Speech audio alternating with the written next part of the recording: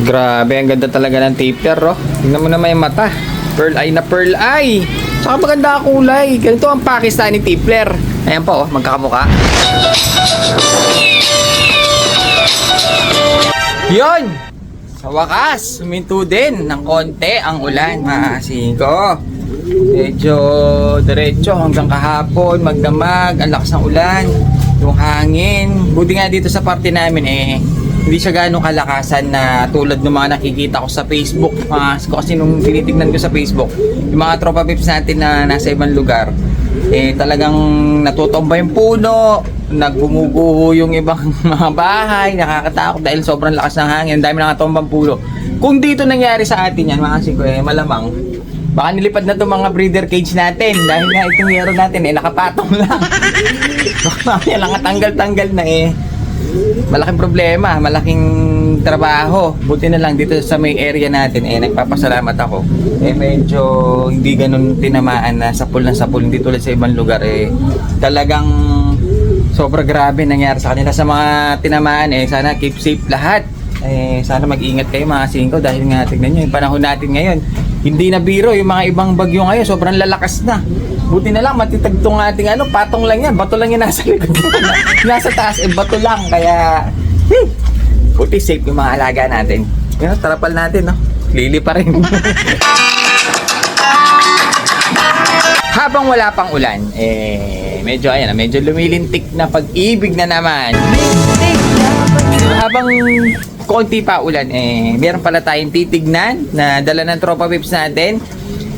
Ito, galing siya sa breeder natin.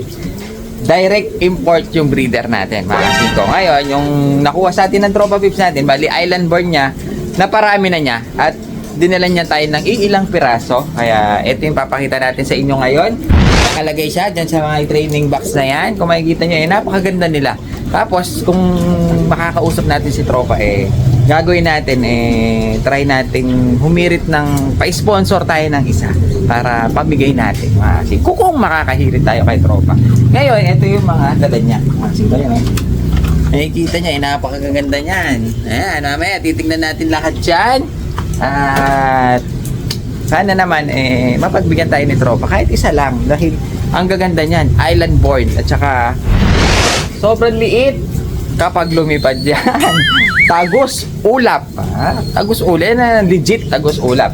Pero bago yan, meron tayong sisilipin dito sa training box na to. Makikita nyo, dito tayo. Baka mabasa tayo. Dito tayo. So, yun. Tingnan natin yung laman ng ating training box. Kung anong laman niya. What? Meron tayong pa-shoutout na naman. Kasi kahapon wala tayong shoutout. Ngayon, meron tayong shoutout. Ano pang gagawin natin? Nasa training box na kasi ito. Nasa loob siya ng training box. Ang gagawin natin, shoutout na natin mga tropa pips natin. Sana lahat safe tayo dun sa naging bagyo. Wala sanang nadamay. Walang dedong mga kalapate. Buti na yung akin, matibay yung pagkakagawa. Puro patong lang yung sa taas mga asin. Hindi nilipad. So ayan, shoutout kay Jerome Fuertes ng Harad KSA. Sa ibang bansa yata to. Kay Arkin Robles ng Tondo, Manila. Kay Fat Erwin Katapang ng Quezon City. Marvin Garcia ng Angeles City. Shoutout kay Edwin Ogayon. Bong B ng mga Tarem, Pangasinan. Shoutout kay Warren Entila ng Cavite City. Kay Eugene San Juan, kapangalan ko pa, mga kasingko. Siguro gwapo ito. Ang sabi niya sa atin, bili po sana ako ng ibon hen. Kahit wala pong singsing, pamaris ko lang sa kalapati ng anak ko. Dahil kapangalan kita, punta ka dito at bibigyan kita ng isang magandang hen. So, yun. Ilas na natin si Ryan Lumabas, tagay-tagay, bengi-bengi, from Karangyan, California. Bali, binag daw si paring Ryan at nagsiliparan ang kanyang mga inipon na bote ng MP. Yun ang masyadong na-disgrasya si paring Ryan Lumabas dito. Tagay-tagay, bengi-bengi. Yung mga inipon niyang bote, nagsiliparan. So, ayun, napaka-ganda ng panahon ngayon dahil nga huminto ang ulan sa atin. Kaya gagawin natin, meron pa rin hindi pa rin maganda, medyo malulam. Kahit pa paano huminto. Kaya gagawin natin, tignan natin yung dala ng tropa. Mukhang magaganda. Hirit tayo ng isa. Na natin, itong dala ng tropa. Bali, ito, training box pa to ng tropa, Pips. Dito tayo sa medyo maliwanag habang walang ulan. Ayun, kita nyo, basa tayo. Para tayong binagyo din. Kalat yung mga dumi dito. Bali, dito, dinala niya yung mga nanggaling sa atin. Bali, ito ata yung mga paanak na niya, mga singko. Kasi yung ating, ito, pakita lang natin, yung ating breeder na Tippler, yan yung mga direct import natin. Galing mismo yan sa Pakistan, mga singko. Kaya may mga legban yan ni Teddy Kabutar, ang pinakamagandang bloodline ng mga Tippler. Original Pakistani Tippler. Tingnan nyo yung mga kulay, mga singko. Halos iisa dahil ganyan. Pero lang ito, dahil itong isang ito daw nakuha. Tippler din siya. Lubar ang kulay. Kaso, hindi siya galing sa atin Hindi naglalabas ng ganito yung atin. Bali, unahin na natin to. Pero yung kanyang mukha, Tippler din. Siguro mga English Tippler ito. Kasi dalawang klase daw ang Tippler. It's Pakistani. Halos ganyan talaga kulay ni Pakistani. Tapos, ito, English Tippler siguro to. Hindi ako nagkakamali. Tapos yung ating kasi, kung makikita nyo, maliliit talaga yung ulo.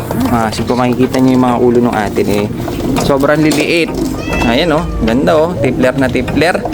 Tsaka iisa talaga kulay nila. White body. Ang gray cell nila mga singko yung sa may bandang leeg lang. Tapos may mga konting itim na white flight dito sa ating mga ibon. Ayan Bali eto, kung titignan nga natin halos iisang muka. Halos magkakamukha lang. Kaya mahirap hanapin dito yung kapag nag-mature. Yun, nakikita natin pag bumabara ako. Parang eto mukhang lalaki. Ayan ang ganda ng mga Tippler. Halos siya talaga Pakistani itsura nila. Ang ganda ng mukha, ang ganda ng kulay, iisa. Ang ganda nito mga singko kapag lumilipad. At saka eto legit na talagang pag lumipad sobrang taas at sobrang tagal. Maganda ito pang pang guide sa mga pangkarera natin. Kasi yung ginagawa namin etong mga Tippler isasabay namin sa mga young bird. Kasi si Tippler mga singko hindi siya magre-ranging ng malayo. Hindi tulad ng mga racing na matatanda. Ang ginagawa namin, sasabay namin siya dito. Ito kasi itataas niya sa ere hanggang, pero hindi niya mahahabol dahil sobrang taas nito Pero iaangat niya yung mga young bird. Hindi siya gaano lumalayo. Aninag mo lang yung ikot ng ating Tippler.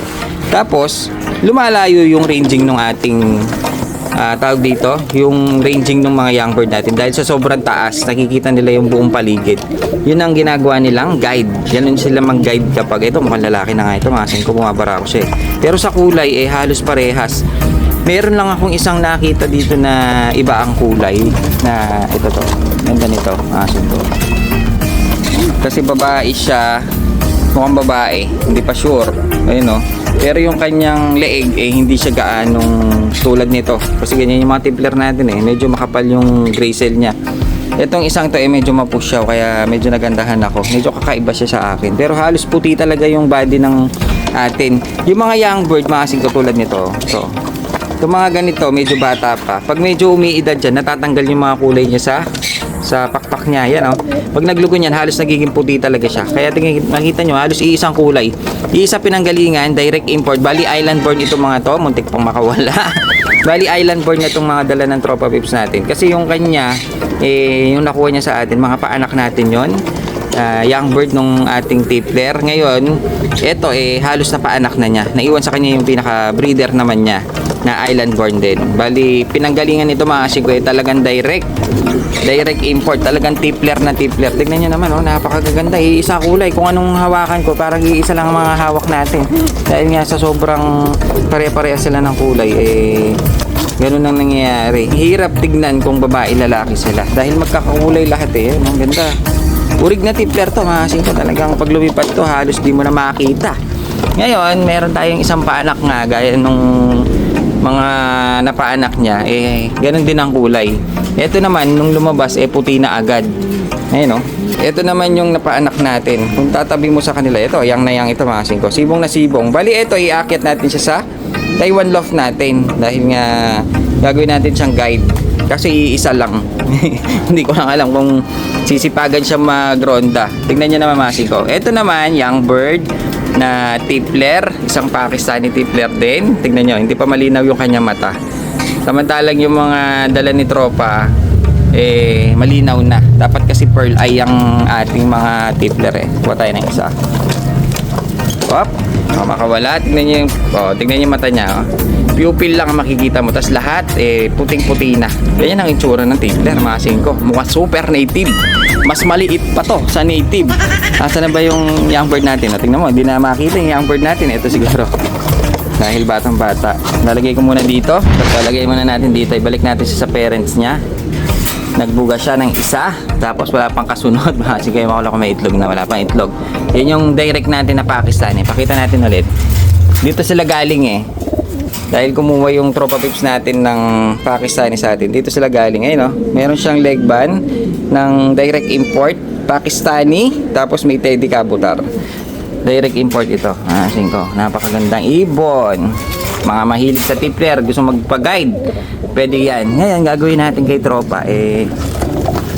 Dito sa dala niya, papahirit tayo ng isa na ipapamigay natin sa mga tropa pips natin. Baka gusto nyo kasi nila. Pwede nilang i-cross. Hindi kasi pwedeng dalawa, nakakahiya. Isa lang hingin natin. Ipa-sponsor natin kay tropa. Pamigay natin sa mga kalapatids natin. Pero bago yan, syempre, pamimigay muna natin yung isang blue bar na papamigay natin. Yun muna unahin natin. Ito nga pala siya. Nakatakip natin, nakatakip lahat. Dito ko nilagay yung ating blue bar. Ayan, pamimigay na natin to. Abangan nyo. Po-post natin sa Facebook page at saka Facebook profile natin. Nag-uumpisa na siya maglugon. Ito yung Jansen na pamimigay natin na may sticker pa. Finisher ito. Mga 5 ng tropa pips natin. So, yun!